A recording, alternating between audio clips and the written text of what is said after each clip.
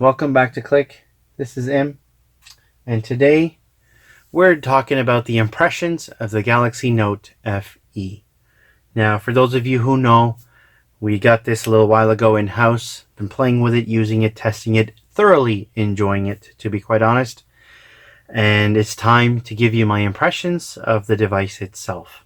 Now, for those of you who did watch the earlier videos that we created at Click HQ regarding the Note 7, we really didn't get a whole lot to do with the impressions out or a review before it had to go back. So this is our opportunity to kind of complete that coverage or extend it. Keep in mind, Samsung has tried very hard to separate this phone from the Note 7, as they don't want anything to do with it or associate with the actual Note 7. So you will find Galaxy Note 7 OE Samsung cases will not work currently, unless the guys at XDA, those wonderful people there, figure something out for us. But at the moment, they don't work out of the box. As a result, Samsung does provide you with a case to match the phone that you purchase. Okay, now that being said, the Note FE has the new UI that you get on the S8 and the S8 Plus, so which is great. Also running Nougat, which is also great. Now, these aren't available outside of South Korea, so you got to import one. That being said, you have to get, they're all branded with South Korean wireless carriers branding. Now, that means that when you turn it on, you're going to get a little bit of carrier branding in the boot up screen. Sorry about that, guys. As well as on the box, which I showed you in the unboxing. Okay, minor things in order to get a limited edition phone for a Samsung fan like me, not a problem. Okay, so let's boot up the phone. I'll show you a little bit of the UI, and we'll talk about the different things throughout the phone. Okay, so in hand feel, this phone feels amazing. This is one of the first dual-edged phones in terms of being curved on the back, curved on the front, so totally symmetrical. Okay, so in-hand feel is absolutely amazing. And guys, I do apologize if I get a little nasally. I'm still sick. I'm recovering from a cold, but I just could not hold back with my opinions and impressions regarding this phone, so I had to get them out. Okay, so you can see here we're booting up, and there is the South Korean brand SK Telecom's boot up screen. Okay, and this is all you get, really. There's not a whole lot in terms of like bloatware. There's a little bit, not a lot. Okay, just give me a second. Okay, now here we are, we're into the phone. Let's throw it on airplane mode for now. Now the screen here is the same 5.7 inch QHD HDR display that you got on the Note 7, and it's an absolutely brilliant screen. It's an OLED display at 16:9 aspect ratio, and the in-hand feel is amazing for a 16:9. Like, you can hold it and carry yourself across most of the screen, no problem. I think that is amazing. You know, I love my S8 Plus, but it is tall. It is very tall, and now that I have this in-house, I'm realizing what the real difference is and how much this is going to get used. You know, with the regular large screen and the traditional 16:9 aspect ratio. Okay, so for starters, the screen is amazing. So far, so good. Now, in terms of, I know everyone's going to ask about the battery. Guys, I've only used it a few days. You know, I'm still working on the battery specs and how things are panning out. So far, it's been fine. Anywhere from 4 to 6 hours of screen on time. No issues. I don't even notice a smaller battery.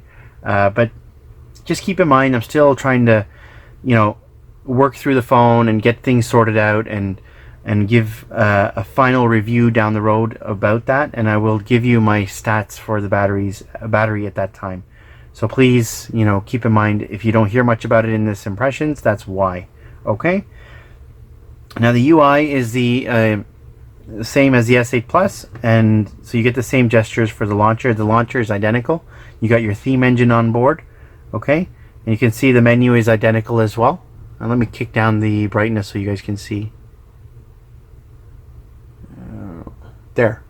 Well, maybe a little bit more brighter. There. Okay, so you can see that the menus are pretty much the same. Now, this being a South Korean model, there is a T roaming menu, okay, which is turned off. I don't really know what that's about, but there's also a built-in security app. It's called T Security, and it's in Korean. I don't know what this says. It's on. I haven't turned it off, or it is off and I haven't turned it on. Sorry. And I'm not going to, because it's all in Korean. The menus pop up in Korean and I can't read them, so, and I can't remove it, so I left it as is. So other than those two, it's a completely stock phone in terms of the software. There was 2 apps that I could not disable or remove, and I put those in the Samsung folder here. One is Mobile T World, okay, and the other one is this T Phone. Okay, they must be carrier bloatware, something carrier related. I can't remove those. But other than that, everything else is cleaned off. It came with almost nothing else on it, which was great. So, because a few of the guys on YouTube said there was a lot of bloat. But once I factory reset it, most of that bloat disappeared. So, no issues there. Now, the camera, guys, the camera is insane. Let me flip over here. Okay, so I'll take a quick shot here for you guys. I've got my UAG case. There we go. Okay. So I haven't changed any settings or done anything there. The camera is absolutely fantastic. Okay, super nice. You can see there the quality in that UAG, as well as if we go into the One Plus, looks amazing. So no complaints with the camera, and the front camera as well. Okay, you can see my recording studio there. So let's turn that back around. Now, no issues with the camera. We got your micro SD card on top. The fingerprint scanner works great. If you look here, bam. Again, bam. No issues there, okay? You do have to press it. I don't think you can get in just by holding it. So it doesn't work just like that. You do have to give it a press. Okay, now your, what do you call it? There we go. Your Edge apps comes in, as well as the contacts and whatnot. So no issues there. Now this does have the iris scanning. I haven't set it up as yet, but I will report back on that in the final review. Okay, guys. Now the speaker on the bottom sounds pretty good. I can show you some non-copyright music. Let's see here. We are offline. Let's see if we can go online. We're going to connect anything. There we go. Okay. So let's see if we have some NCS.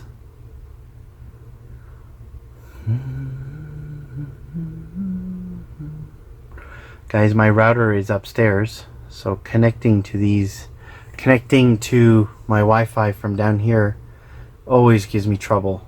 Always. Let's see if we can try one more time. Okay. So NCS. Again, sorry guys. The throat is starting to dry out, so my apologies.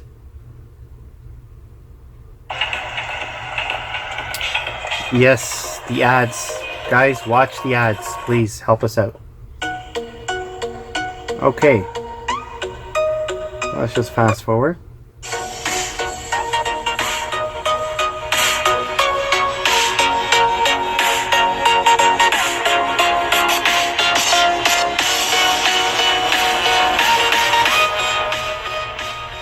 So guys, the speaker sounds pretty good for a single bottom firing speaker. I mean, it is got water resistance on board, so I'm sure there's some sort of mesh net there.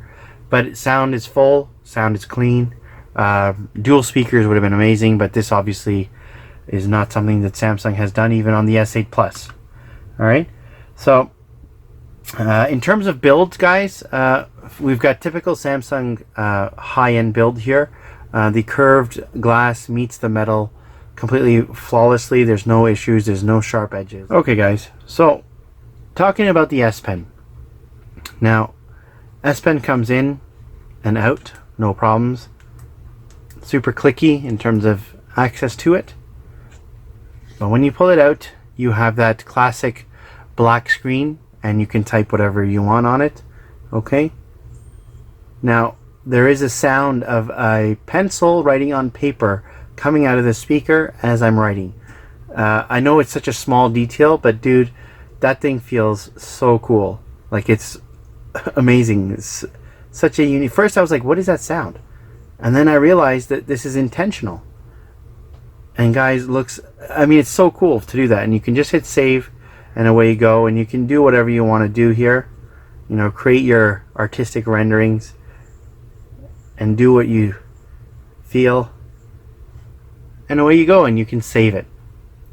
So super, super cool there. That's on board.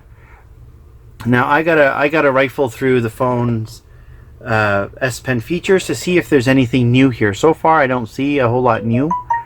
Okay, you can see right across here you've got your slew of S Pen features and options, and you can customize this as well.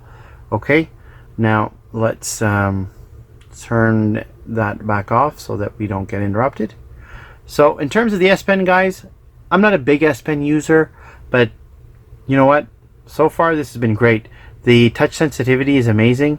Okay, it works awesome in terms of like ease of use, scrolling up and down, no problems. No problems there. You know, everything works great. Your touch capacitive buttons work as well. No issues there. Okay, so S Pen is a go for those of you who use it.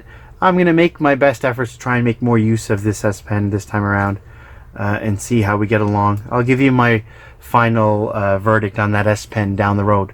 Okay, from an average user. I know a lot of the power business users do use it a lot, and that's different. You know, not everyone is like that. Okay, you do have a heart rate sensor in the back too, which works flawlessly and great. No issues there. Alright guys, so that's my quick impressions of the phone. If you can get your hands on one, whew, I wouldn't even think twice. So I'm super happy to have it in-house. The Edge Edge display is just unreal. Love it. The in-hand feels unreal. Love it. Battery so far is good. Speakers are great. Headphone jack output is good. No issues there. The S8 Plus's output is a little bit better, but again, no issues here. Okay. So if you have any questions, anything else you want me to test out, anything I didn't mention, please do let me know. I'll be happy to do that for you in the review. But this has been my impressions, and I guess my excited impressions for the Note FE. And this is your boy M, and I'm out. I appreciate your time here today. Thanks. Bye. Peace.